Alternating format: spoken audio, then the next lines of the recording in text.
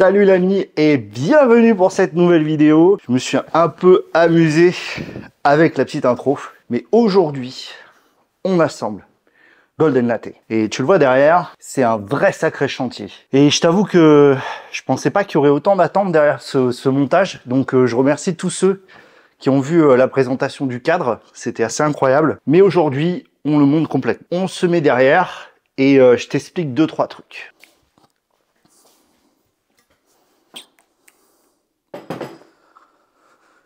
Voici quasiment toutes les pièces donc de ce montage. Comme tout montage, il y a la recette tension de chaîne.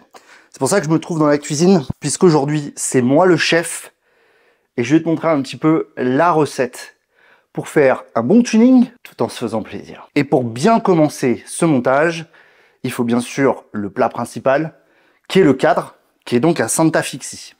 Mais pour bien pouvoir le mettre sur notre pied d'atelier, il nous faut une bonne tige de sel. Malgré le budget limité, je t'avoue, on est quand même parti sur du Paul. Et une Paul argentée, parce que comme tu le verras, il y a plein de couleurs différentes sur ce montage. C'était de l'occasion que j'avais trouvé il y a un petit moment. Elle a déjà bien vécu, mais elle fera très très bien le boulot pour ce montage. Donc je te propose qu'on s'y mette. Hein. On va mettre tout ça sur le pied d'atelier.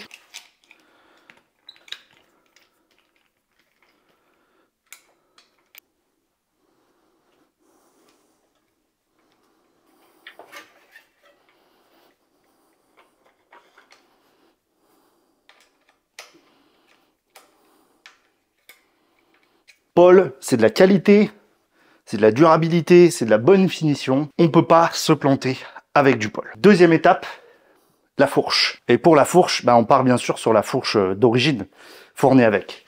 En plus, Santa Fixie a tout installé, donc c'est du caviar. Je te propose qu'on l'installe. Avant de l'installer, il faut emmancher les toiles. Et ça, j'ai failli oublier. Pour emmancher les toiles, puisque c'est une fourche en acier, il te faut un emmanche étoile. C'est pas très compliqué. Hein. Tu viens visser l'étoile au bout.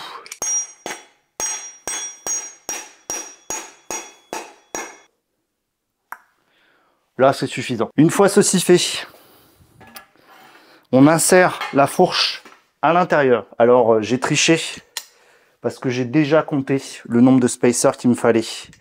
Et sache que ça, c'est des spacers tout droit venus du Japon, de chez Simworks. Et on passe tout de suite à la suite, parce que là, je tiens, mais il me faut le prochain objet, la potence. Thomson Elite en 110 de long et 10 degrés de rise pour être bien confort. Nos petits top caps de chez Caps Guru. On va prendre sa petite clé. C'est pas la bonne, bien sûr, j'avais une chance sur deux. Et on vient mettre en précharge. Alors là, je mets vraiment rien du tout. Tout simplement parce que je viendrai régler à la fin toutes ces conneries.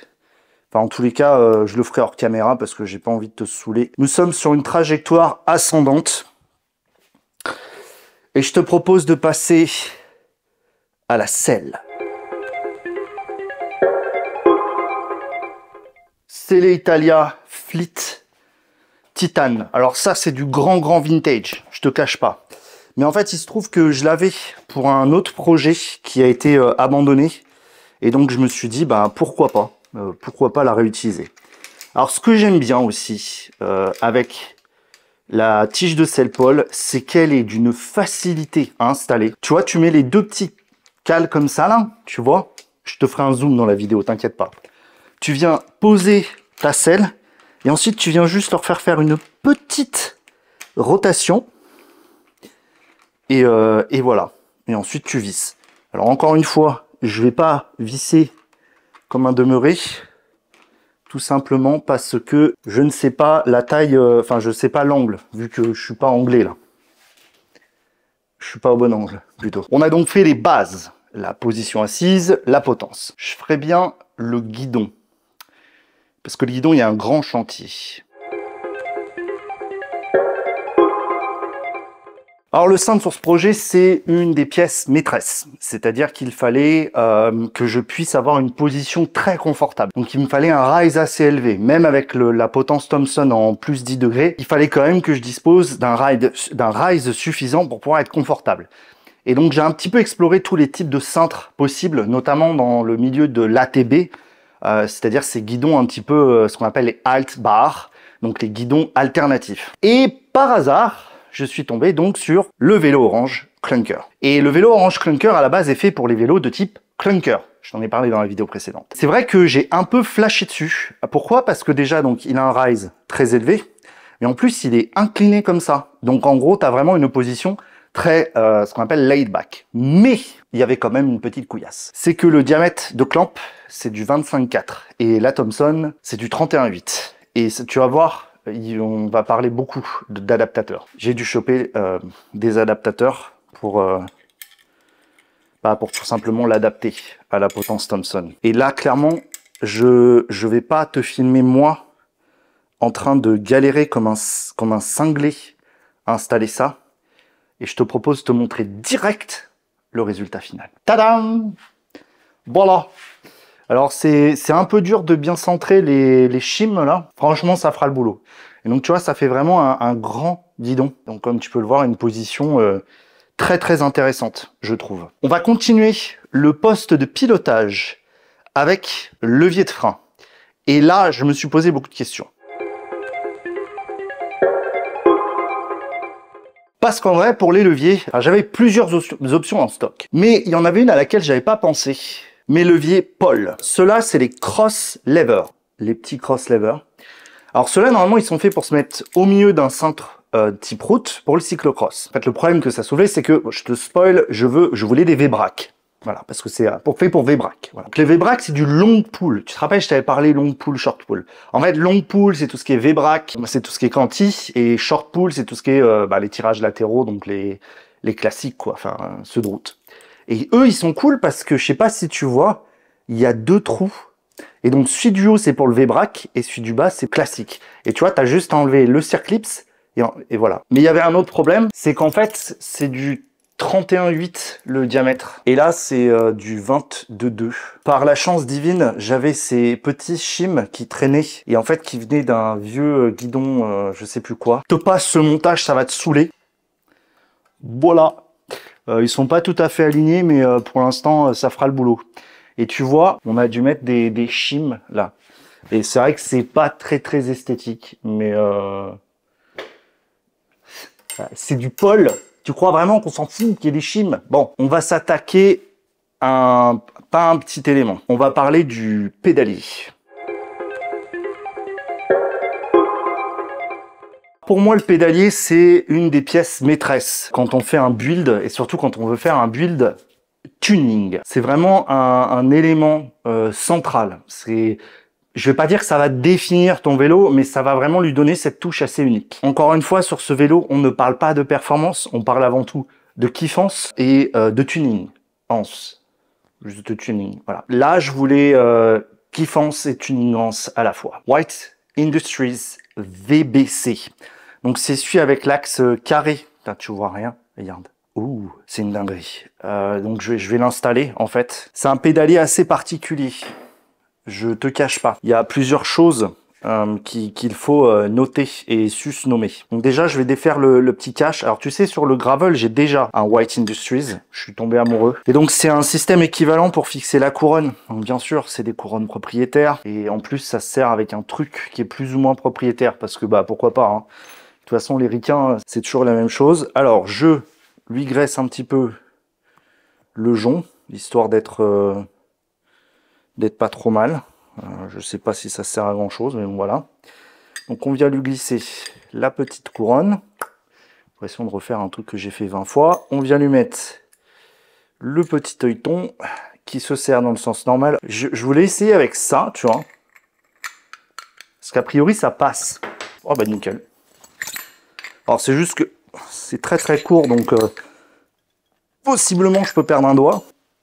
Je crois que je suis à 40 là. Le VBC, c'est Variable Bolt Center, je sais pas quoi. Donc en gros, tu peux passer en 2x. Tu l'as compris, on n'est pas en 2x. Et ça m'en vient à parler du boîtier de pédalier. Parce que avec les axes traversants, on n'a pas ce souci de longueur d'axe en général, on va dire. On se focalise surtout sur la longueur, la largeur du boîtier de la boîte de pédalier en bas. Quand on touche aux axes carrés, rentre en compte la longueur de l'axe. Dans d'autres considérations, la ligne de chaîne. Et ça a été une vraie merde parce que, bon, je t'ai spoilé déjà, tu sais que c'est un dingle speed, mais tu sais pas encore comment. Mais en gros, il fallait que j'ai une ligne de chaîne un peu spécifique. En gros, à l'arrière, les deux lignes de chaîne que j'ai, de mémoire, c'est 41 et 47. Le VBC, si tu prends un axe de 108, tu es sur une ligne de chaîne de 45. Ce qui est à peu près au milieu. Prochaine, on va installer ce boîtier de pédalier qui a des particularités. Donc déjà, c'est un boîtier en 3 parties, 4 même. Donc tu as l'axe, une pièce incroyable, qui rentre dans des roulements étanches, sans que ça paraisse. Ce sont bien des roulements étanches, tu vois. Tu me vois pas, mais si. Tu as un système de contre-écrou pour venir, voilà. Donc il faut bien régler la précontrainte, etc.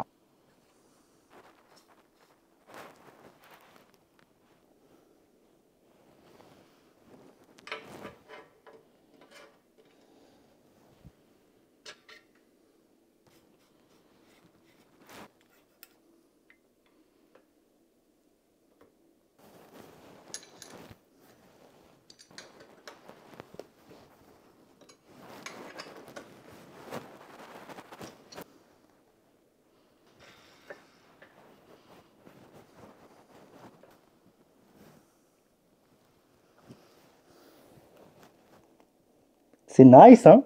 La suite, on va parler des freins. Alors, on a déjà fait les leviers, mais maintenant, il faut faire les étriers en eux-mêmes. J'avais deux choix. Soit je partais sur du cantilever, soit du V-brake. Et en fait, je suis parti sur du V-brake. Voilà. C'est la petite touche, une des petites touches Disco Tuning. Yep. Un petit peu de rainbow. Voilà. C'est du Lead Pro. Alors, c'est une marque chinoise, mais qui est assez réputée. Avec des patins de frein, je sais plus quoi, mais c'est du bon patin de frein. Donc ça, c'est les trucs de frein.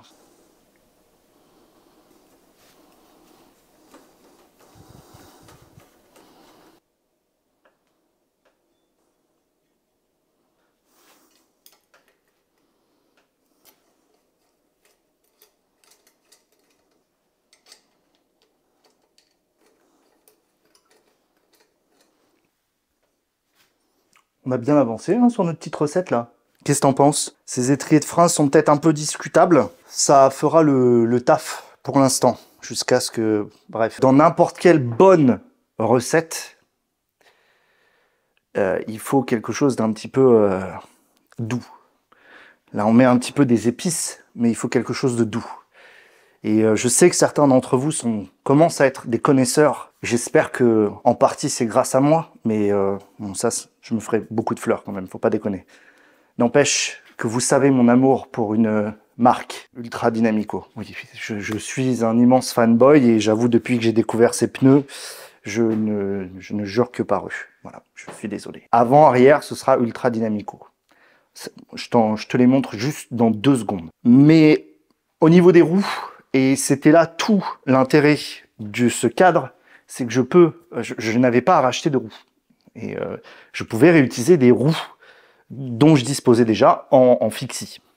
Donc avec un trax piste de 120 mm à l'arrière. Le petite chose, c'est que tu sais, la largeur d'un pneu est déterminée aussi en partie par la largeur de ta jante.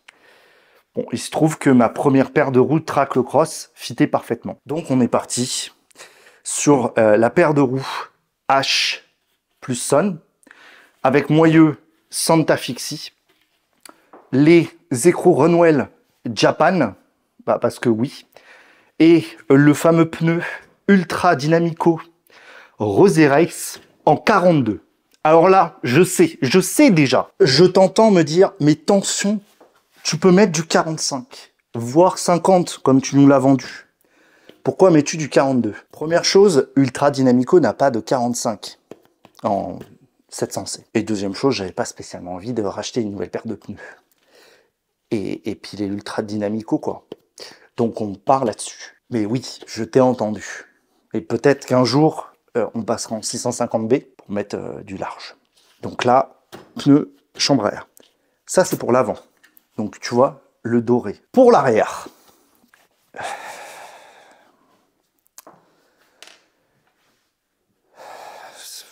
Ouais, vas-y, ça suffit. Ultra Dynamico, Cava JFF 42. Et là, c'est du pneu noir. Je suis un malade mental. Sache-le, tu commences à le voir. En fait, ce qui se passe, c'est que mon gravel, il a déjà un pneu avant Ultra Dynamico Rosé Race, donc gris. Et à l'arrière, j'ai mis un rosé JFF noir. Sauf que là, bon, je me suis dit, c'est quand même un peu agressif de mettre un rosé à l'arrière, parce que le rosé, c'est quand même fait pour le tout-terrain. Et sur le site Ultra Dynamico, si tu regardes, ils te disent, si tu veux un ride de fou, tu mets à l'avant un rosé, et à l'arrière, tu mets un cava. Et là, dans les virages, tu vas pouvoir drifter un petit peu. Moi, je dis pas rien après. Hein. Enfin, je veux dire, les marques, elles disent des trucs. Moi, je veux tester. Donc, donc c'est le JFF, parce qu'il est plus solide, en 42. Et tu vois, les threads sont plus épais que mes Cava Race, en 33. Et là, on va en venir à la transmission, parce que là, tu vois, je te la cache un petit peu, la transmission. Je te l'ai pas dit, c'est une courante en 36, ça tire très court. Donc c'est du 3/32e, puisque c'est du single speed. Donc il fallait du 3/32e aussi à l'arrière. Et je t'ai dit que c'était un dingle. Alors j'ai vu certains spéculer sur des moyeux, machin, etc. Non. J'avais déjà un pignon dingle speed. White Industry, Eno, Duo, je sais pas quoi. Écoute. Qualitatif. C'est le 17-19.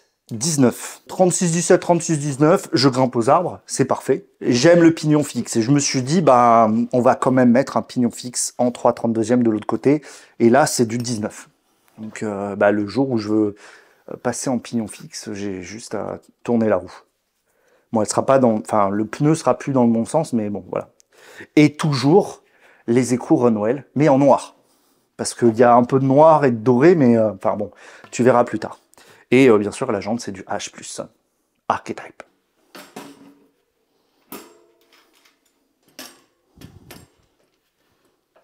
Ça commence à prendre forme. Là, tu commences à voir la fin. Mais reste jusqu'au bout, il y a encore 2-3 bangers quand même. Donc là, 3/32e avant, 3/32e arrière.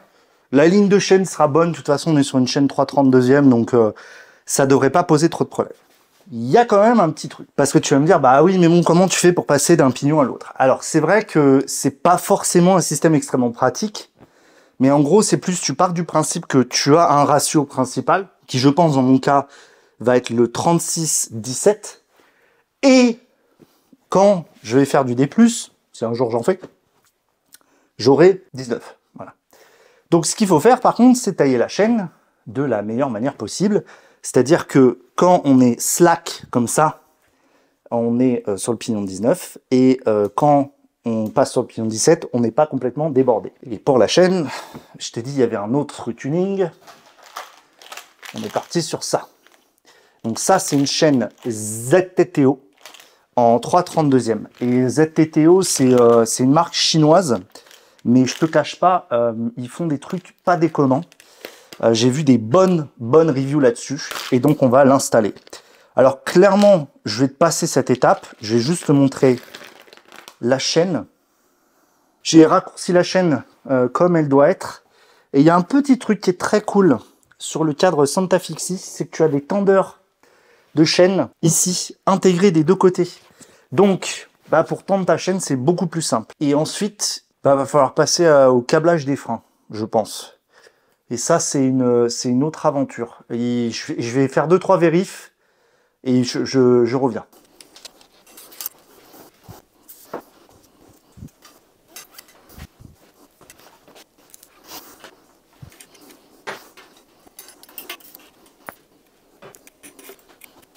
Il y a des trucs, en fait, c'est très chiant à montrer en vidéo.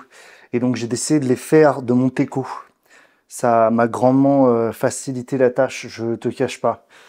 Genre notamment toute la câblerie. Il y a plusieurs choses à t'expliquer sur la câblerie. Les freins Paul étant faits pour être mis au milieu du guidon et donc avec des freins type drifter, pour trouver, sais pas si tu vois, il faut des embouboules. Les embouboules, c'est des trucs un peu à l'ancienne, tu vois. Voilà, mais ça fonctionne. Ça, c'est du Jaguar. Et je le fais passer à l'intérieur parce qu'en fait, c'est plus facile après pour venir mettre des bagages là. Mais j'ai trouvé peut-être le défaut du Wild. Et je vais le partager à Santa Fixie. Mais c'est vraiment juste, c'est pas grand-chose. C'est pas dramatique. Parce que j'ai trouvé une solution et j'ai vu sur leur site qu'eux aussi faisaient ça. Il n'y a juste pas de butée de gaine, en fait, pour le frein arrière. Littéralement, il n'y en a pas. Moi, j'ai ça. Donc, c'est une protection de top tube saved, tu vois. Il faut que je mette mieux. Mais sinon, tu utilises des sortes de straps, voilà, en scotch. Et ça fait le boulot. Autre chose, donc ça, c'est tout réglé, c'est tout serré, Paul, machin, bidule, tout est tendu, bam, bam, bam. Là, on est dans une position confortable, la chaîne, c'est bon. Tout tourne, tout freine, les petits embouts dorés. Je sais pas comment ils se mettent, mais bon, voilà. Et donc, c'est pas trop mal. Là, on commence à taper fort dans les détails. Et le premier détail que je veux te partager, la petite sonnette Crane Japan, bien tuninge, qui va probablement, si tu vois bien, prendre position ici. Maintenant, il fallait des poignées. Et c'est là, bien sûr, où Grep entre en ligne de compte avec, oh oui, la petite Guido Golden Road. Et ouais, parce que bah fallait un petit peu de jaune dessus et tu verras pourquoi après. Alors sache que Grep, donc tu as le site Grep. Et Grep a été chaud pour m'envoyer cette Guido pour faire ce projet. Donc je te mettrai le lien en description pour le site Grep. Mais sache qu'en France, tu peux notamment les trouver chez Stolen Garage, qui est revendeur officiel. Voilà. Donc si tu cherches des belles Guidos réutilisables, etc., ça c'est top. Par contre, vu que c'est du tissu, etc., il y a assez peu de caution, c'est-à-dire d'amorti. Mais tension a plusieurs cordes à son arc. Et j'ai une technique pour avoir plus d'amorti. Chambre à air. En fait, alors il y a plusieurs techniques, mais la technique principale, c'est que tu vas venir poser ta chambre à air, la couper à la longueur, et suivant combien t'en veux, tu mets plusieurs épaisseurs et tu viens scotcher. Et comme ça, c'est tout doux. Alors,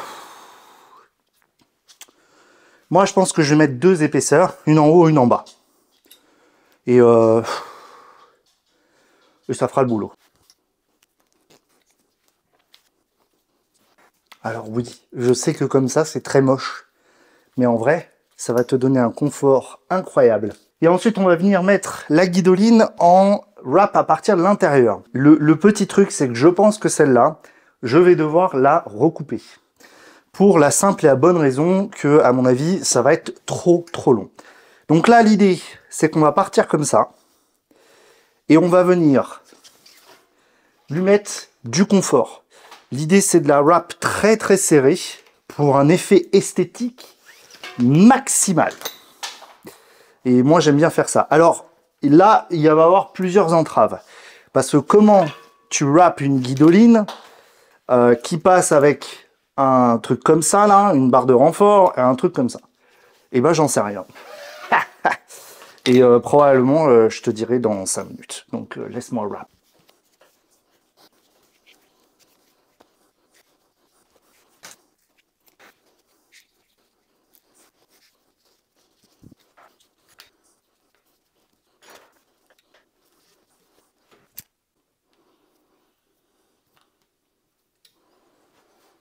Et on finit avec le petit embout Nito. C'est pas parfait,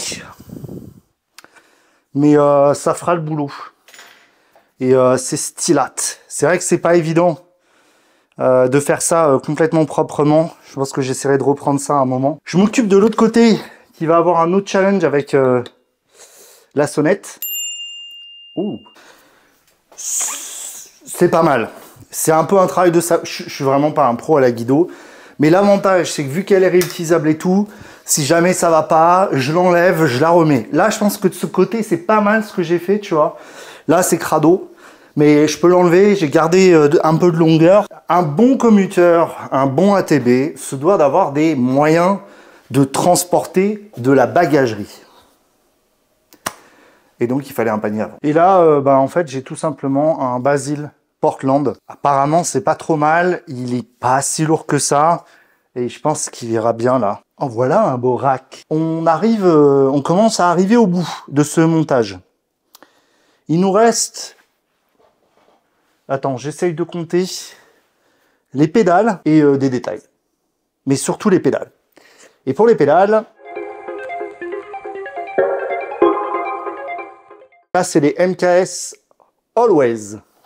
Donc, c'est des pédales dédiées à la ville. Et alors, MKS, si tu connais pas, c'est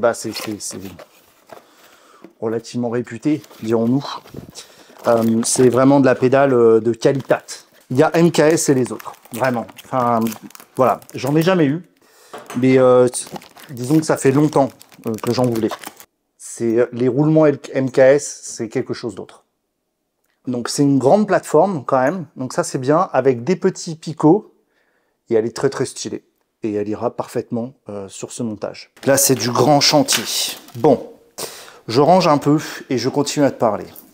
Comme tu le vois, ce build est complètement unique. Il y a des choses qui se sont passées, il y a des choses qui pourraient être mieux, et voilà, globalement on est quand même sur un niveau plutôt intéressant.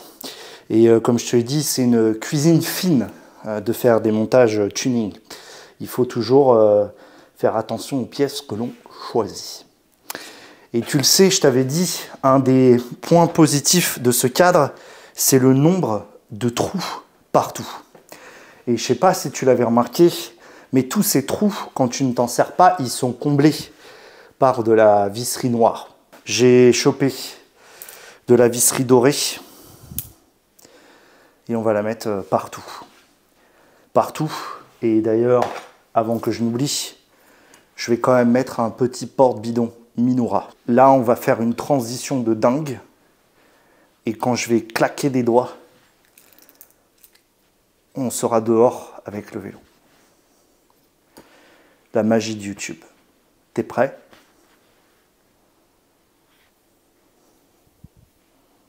Ah oui.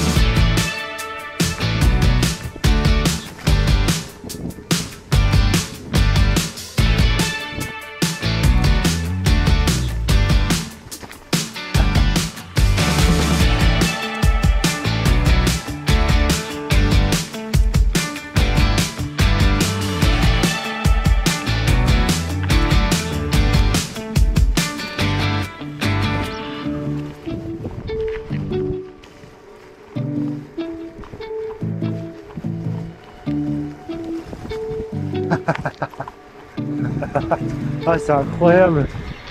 C'est le meilleur vélo du monde.